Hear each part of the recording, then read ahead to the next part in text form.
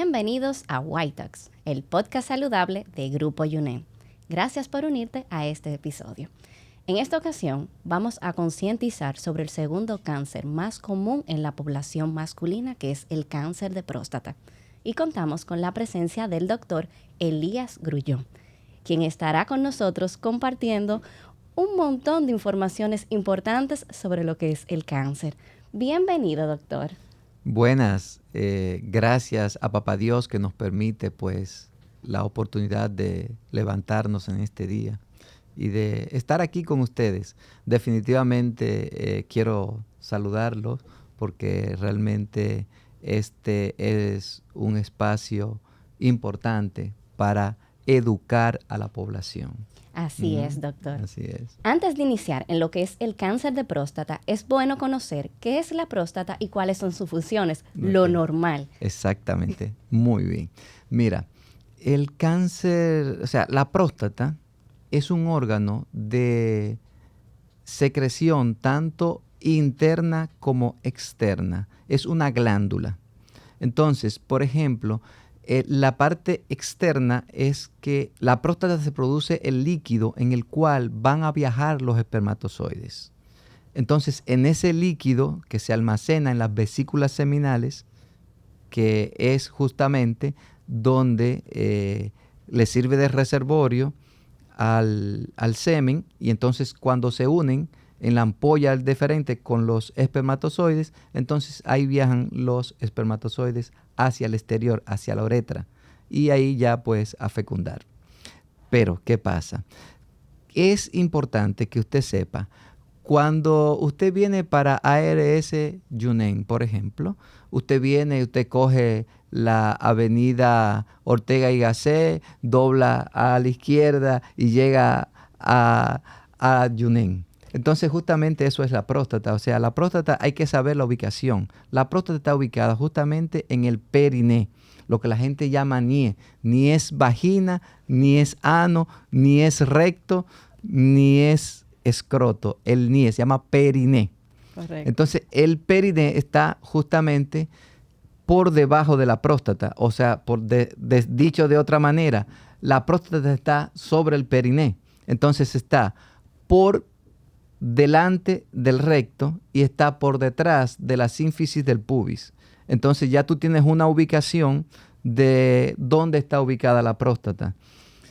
La próstata es una glándula que es muy importante para la reproducción masculina.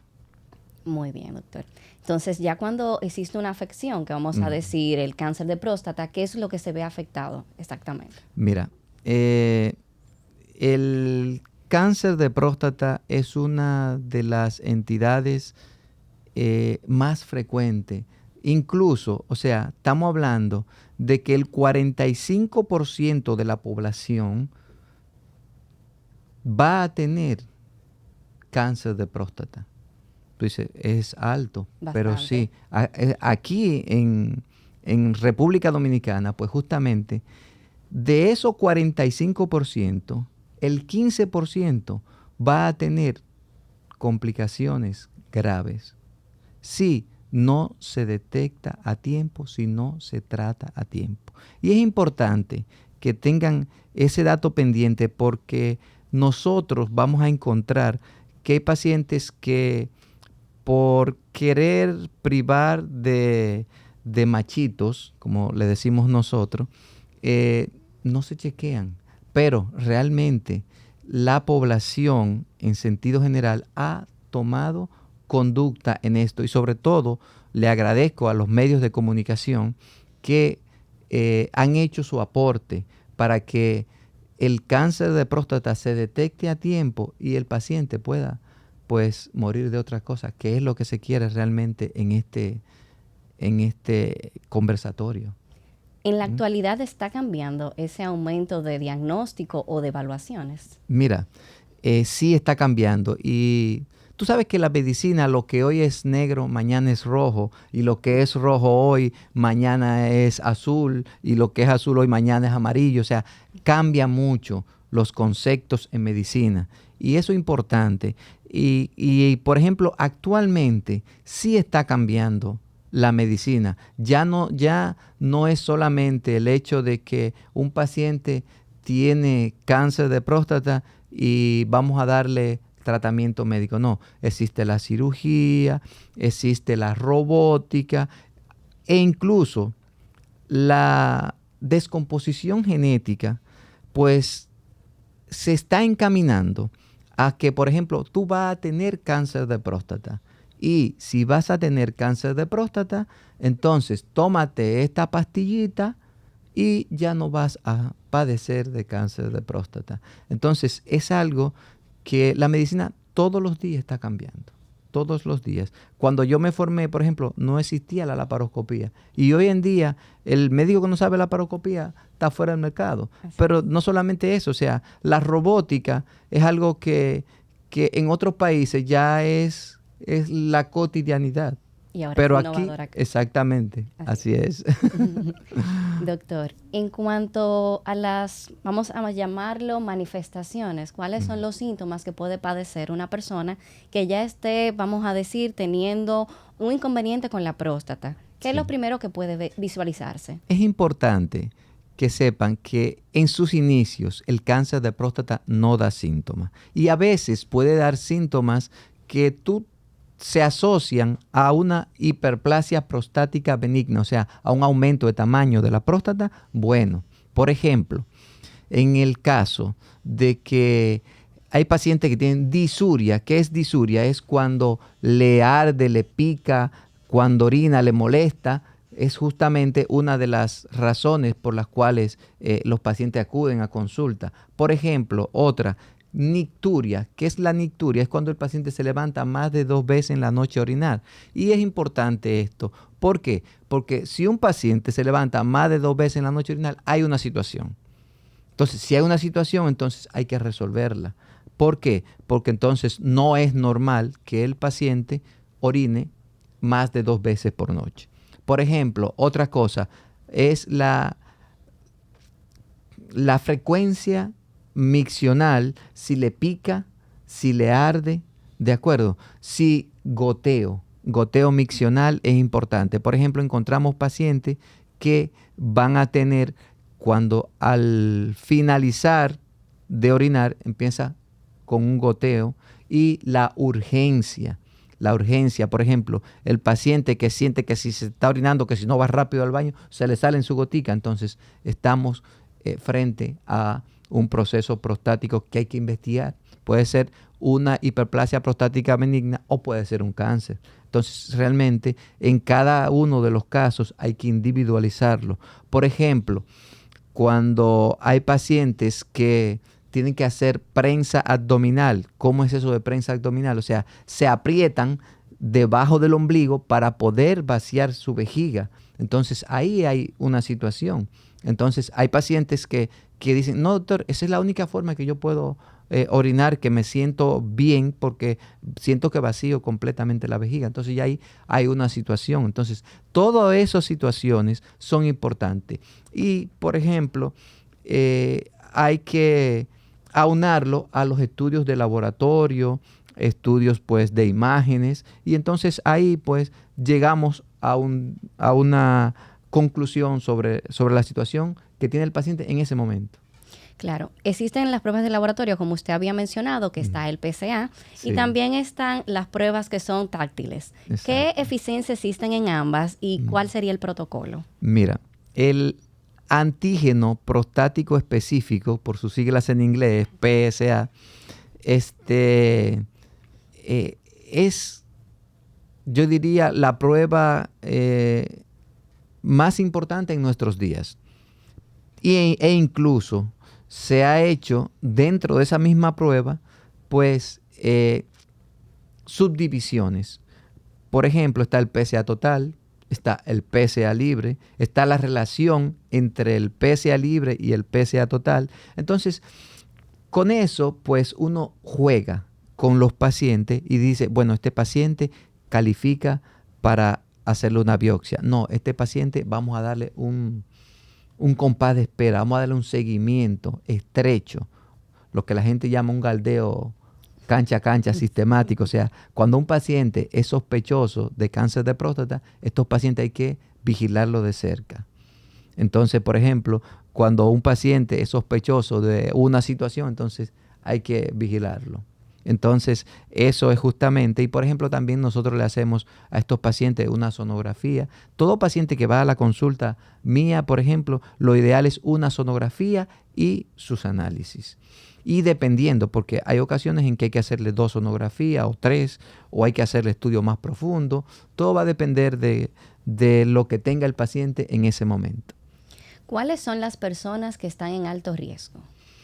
Mira, es un dato importantísimo y esto quiero que quede claro, que los pacientes deben de chequearse. Por ejemplo, vamos a dar una estadística. En Europa se chequean por encima de los 60. En Estados Unidos se chequean por encima de los 40. Pero en Santo Domingo se hizo un estudio con 100 pacientes que morían de riña, balazo, accidente, puñalada, y que estaban comprendidos entre 30 y 40 años. Esos pacientes iban a patología.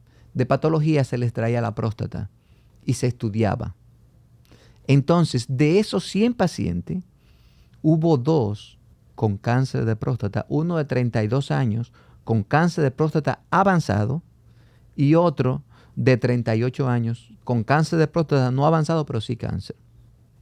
Entonces, ¿qué recomendamos a nuestra población? Nuestra población debe de chequearse por encima de los 40 años, pero si tú tienes un familiar que haya padecido cáncer de próstata, llámese un tío, un abuelo, el papá, un hermano, entonces se recomienda que sea por encima de los 35 años. E incluso hay pacientes que se chequean por encima de los 30 años porque ya su oncólogo lo vio el paciente y le dijo, no, usted tiene que chequearse a partir de los 30 años, porque hay pacientes que tienen, vamos a llamar, el negro tras la oreja, justamente eso, o sea, tienen la posibilidad de tener cáncer y entonces la idea es detectarlo a tiempo, porque el urólogo no está para evitarlo, el urólogo está para detectar a tiempo y si se detecta a tiempo muere de otra cosa. Tenemos factores, vamos a decir, modificables y Claro, los no modificables. Exactamente. Por ejemplo, dentro de esos factores está, número 1, la edad, claro, ¿de acuerdo? Número 2, los testículos. Generalmente se produce una hormona que se metaboliza a nivel prostático y entonces eso pues le va a ocasionar un trastorno de un tipo de cáncer. Y por ejemplo, están los factores hereditarios que ya hablamos, están factores, por ejemplo, ambientales. Por ejemplo, si usted vive cerca de una fábrica de batería, si vive cerca próximo a una bomba de combustible, todo eso pues puede ocasionar que el individuo pueda tener cáncer y sobre todo, por ejemplo, se ha asociado, por ejemplo, pacientes fumadores, el alquitrán y esas cosas, también juega un papel fundamental, sobre todo en el cáncer de vejiga, cáncer de próstata y cáncer de riñón. Entonces es importante que estos pacientes pues tomen conciencia sobre que lo ideal es no fumar, pero hay que cuidarse. Retomando el tema de lo que son las pruebas, usted había mencionado lo que es el antígeno prostático específico. Sí. ¿Qué probabilidades o qué, vamos a decir, situaciones pueden alterar lo que son los resultados? Mira, eso es importante. Muy buena pregunta. Mira, factores, por ejemplo, una infección pura y simplemente de las vías urinarias te puede dar una elevación del PSA. Entonces tú piensas, este paciente tiene un cáncer de próstata con ese PSA tan elevado. No, ese paciente hay que darle un tratamiento y después de ahí entonces volver a repetir otro PSA. Incluso yo he tenido pacientes que con un solo PSA elevado, no, mira, yo te voy a dar un tratamiento y en 15 días vamos a repetir otra vez. Cuando viene el PSA normal. Entonces, ¿qué significa esto? Eso puede ser muchas cosas, hasta incluso una elevación del voltaje de una máquina te puede dar una elevación del PSA. Entonces hay que individualizar cada uno de los casos. ¿Tú me entiendes? Y por ejemplo, o sea, hay muchas cositas, tú sabes, que pueden dar elevación. Por ejemplo, una orquitis. Una orquitis no es más que una inflamación en el testículo o una orquiepididimitis, o sea, una inflamación en el testículo y el epidídimo, que es el conducto que comunica el testículo con la próstata, una deferentitis o una cistitis, una prostatitis. Las prostatitis también elevan mucho el PSA. Incluso yo he tenido pacientes que le he mandado a hacer biopsia porque el PSA no baja y justamente cuando le mando a hacer la biopsia pues me reportan una prostatitis y este tipo de pacientes es un dolor de cabeza para el paciente, tanto para el médico como para el paciente más, porque realmente el paciente es el que tiene la sintomatología. Y ya continuando en esa misma línea, vamos a derribar el mito. ¿Existe el mito o la realidad de que tener PSA alto es sinónimo de cáncer de próstata? No, eso es falso, totalmente, porque lo que acabo de explicar, o sea, una elevación del PSA no significa que el paciente tenga cáncer. ¿Por qué? Porque hay otros estudios que deben de tenerse en cuenta. El examen físico, una exploración digital rectal ayuda muchísimo porque una próstata que esté totalmente normal y una elevación del PSA, yo no le voy a mandar a hacer biopsia, yo lo voy a tratar y después de ahí vuelvo y le repito el PSA y si veo que el PSA sigue elevado, entonces ya ahí no hay de otra que hacerle entonces una resonancia multiparamétrica antes de hacer la biopsia. Entonces, si la resonancia multiparamétrica me dice a mí que el paciente tiene un proceso inflamatorio, no hacemos biopsia. La biopsia es un procedimiento invasivo que en pacientes que tienen indicación de biopsia es lo ideal, pero hay pacientes que tienen una indicación relativa de biopsia y entonces a esos pacientes es que se le manda a hacer la resonancia multiparamétrica porque yo he visto pacientes que después de una biopsia de próstata pues van a una unidad de cuidado intensivo, sobre todo cuando son pacientes que no la necesitan. Entonces no podemos estarle indicando a todo el que llega con un PSA elevado una biopsia, no es lo correcto. Incluso yo he tenido pacientes, yo soy oncólogo, trabajo en un hospital oncológico de aquí de Santo Domingo y justamente en ese hospital pues he visto pacientes que llegan porque tienen niveles altos de PSA y inmediatamente el médico le manda a hacer una biopsia. Y yo le hago el tacto rectal, no, pero este paciente no necesitaba biopsia. Y cuando veo el resultado, no, una hiperplasia prostática benigna. Entonces, con un puro y simple tratamiento se evitó que ese paciente tuviera mayores inconvenientes. Es bueno dejar bien claro y que no se le olviden a las personas que nos escuchan a qué edad es la mejor, la ideal para hacerse su primera evaluación, siendo sano. Siendo sano. Si tú no tienes antecedentes de que tu papá, de un tío, un primo que tiene cáncer de próstata, lo ideal es por encima de los 40. Entonces, hay pacientes que llegan a la consulta a los 48, a los 53, que no se han hecho tacto y me debes 13 tactos rectal. Wow. Pero solo le hago uno, ¿eh? Sí. Vamos a derribar otro mito o realidad. En este caso, doctor, ¿el cáncer de próstata se hereda? Mira, sí, el cáncer de próstata se hereda y por eso se recomienda el chequeo a tiempo de los pacientes. Y por ejemplo, si hay un paciente que tiene un padre que tiene cáncer de próstata, ese paciente tiene que chequearse a partir de los 30 años con su análisis en sangre y por encima de los 35 ya se le hace su tacto rectal para nosotros poder decir qué es lo que más le conviene al paciente. Surge, vamos a decir, una intriga que es ¿por qué postergan la evaluación prostática? Mira, nuestra población está cambiando, gracias a Dios y a los medios de comunicación, decía yo ahorita. Antes, tú veías, por ejemplo, un paciente de 50 años y tú lo veías acabado. Tú veías, no, un señor mayor que realmente no puede ser, o sea, mira, fulano tiene 70 y parece de 50, y fulano tiene 50 y parece de 80. Entonces, realmente, esos pacientes que no se chequeaban era porque tenían una situación. Entonces, ¿qué es un cáncer? Un cáncer son células con metabolismo acelerado que se comen al paciente en cuestiones de día. Entonces, ¿qué es lo ideal? Lo ideal es el chequeo. Y si, por ejemplo, vemos que hay pacientes que tienen elevación del PSA, pues entonces este tipo de pacientes, lo ideal es hacerle el chequeo a tiempo. Y si se le hace el chequeo a tiempo, el paciente va a mejorar, o sea, va a resolver la situación. Y, por ejemplo, cuando decimos que el paciente tiene lo que sería pues un trastorno, llámese de la glándula prostática, entonces esos pacientes lo ideal es el chequeo. El chequeo pues ayuda mucho.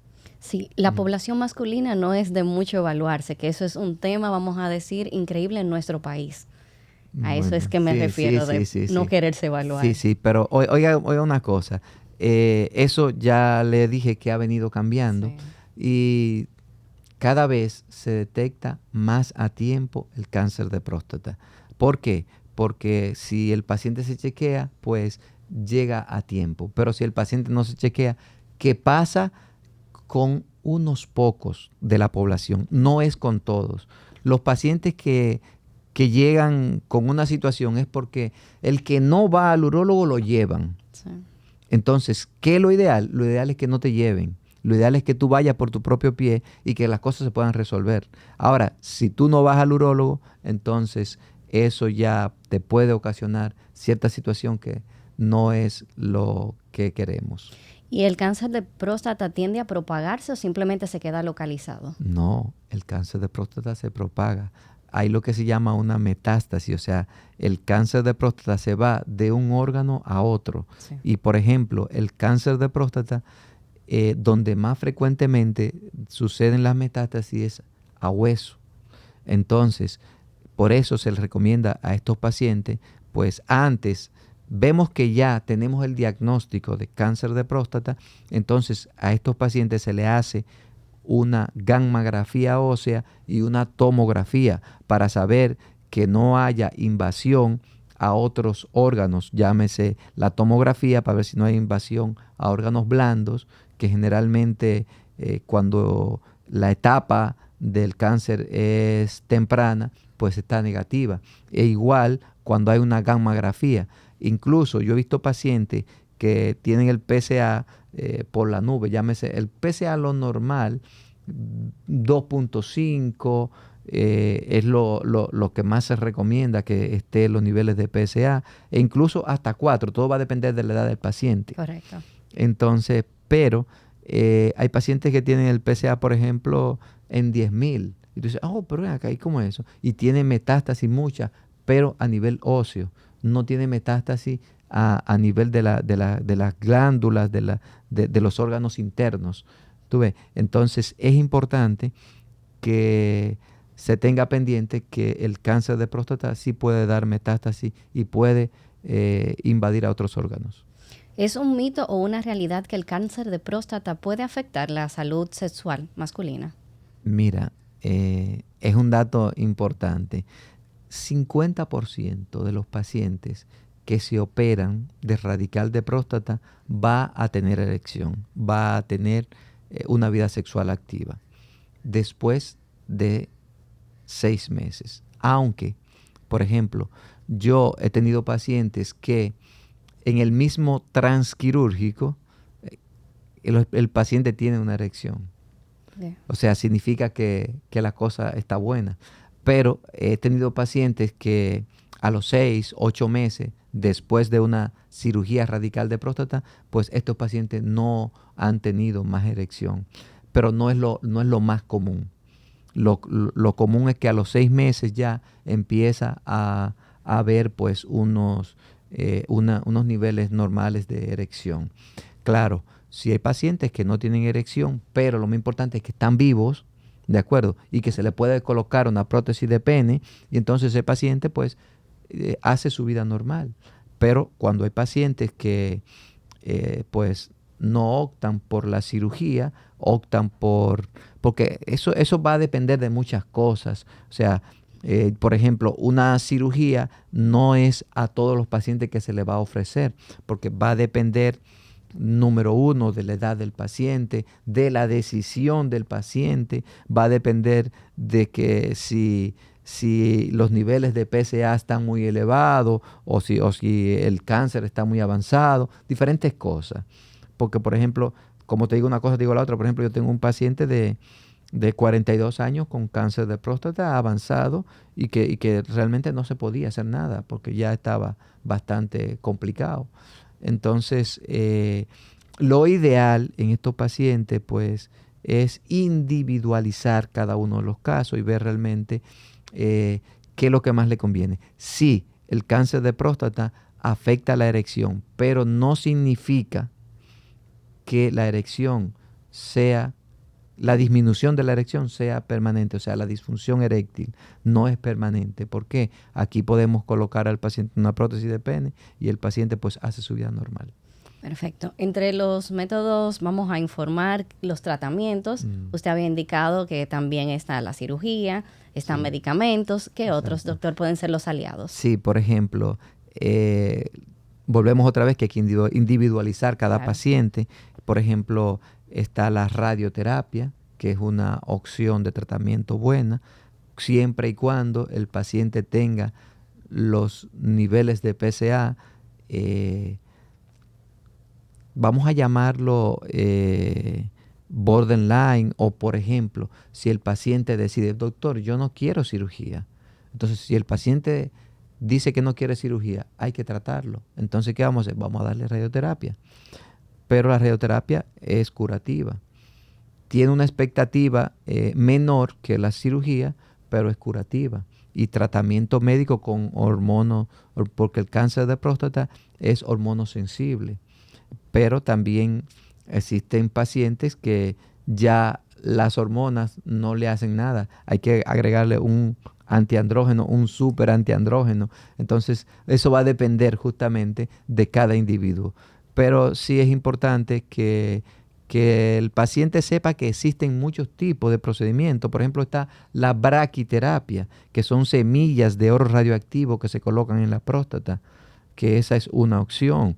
Por ejemplo, está la radioterapia, la braquiterapia, la crioterapia, diferentes opciones de tratamiento y cada una pues tiene su indicación y eso es importante que la población lo sepa. Y lo más importante aún es que con la prevención podemos llegar más lejos y prevenirlo todo. Así es, y es importante también. El urólogo no está para prevenir, está para detectar a tiempo. Si se detecta a tiempo, el paciente muere de otra cosa, porque prevenir el cáncer de próstata como tal es un poco difícil, cuesta arriba, pero sí es importante la detección temprana. Doctor, ¿sus recomendaciones para las personas que nos escuchan para el cierre? Bueno, nada, estamos ubicados en Centro Médico Corominas Pepín, pues en Plaza H y en Hospitén para servirle. Mi recomendación final es que si el paciente se chequea a tiempo y no necesariamente tiene que ir donde mí, sino donde un urólogo, no importa el urólogo que sea, pero donde un urólogo para que el urólogo determine cuál es la situación de ese paciente específico y el urólogo pues va a determinar cuál es la situación y qué es lo que más le conviene, qué es importante, ver realmente cómo se puede detectar a tiempo el cáncer de próstata. Recuérdate que estamos en el mes del cáncer de próstata y cáncer de testículo.